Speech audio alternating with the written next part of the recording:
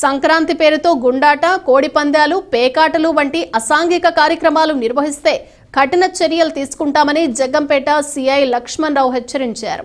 సంక్రాంతి పండుగను ప్రతి ఒక్కరూ కుటుంబ సభ్యులతో సంతోషంగా జరుపుకోవాలని ఆయన సూచించారు. జగ్గంపేట సర్కిల్ కార్యాలయంలో నిర్వహించిన మీడియా సమావేశంలో ఆయన పాల్గొని మాట్లాడారు. సంక్రాంతి సందర్భంగా అసాంఘిక కార్యక్రమాలు నిర్వహించకూడదన్నారు. జగ్గంపేట సర్కిల్ పరిధిలోని గండేపల్లి, జగ్గంపేట, కిర్లంపూడి మండలాల పరిధిలో ఎక్కడ జూదాలు, కోడిపందాలు నిర్వహించినా ఆడిన చర్యలు తీసుకుంటామని హెచ్చరించారు.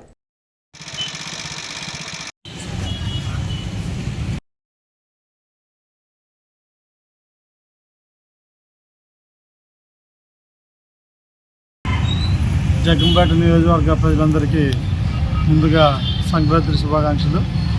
ఈ సంక్రాంతి సందర్భంగా చెప్పేదంటే అందరూ సాంప్రదాయ క్రీడల్లో ఆడాలి.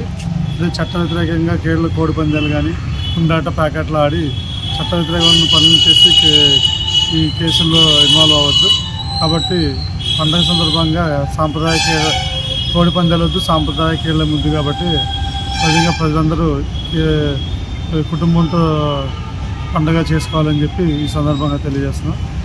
సిఐ జగ్గంపేట.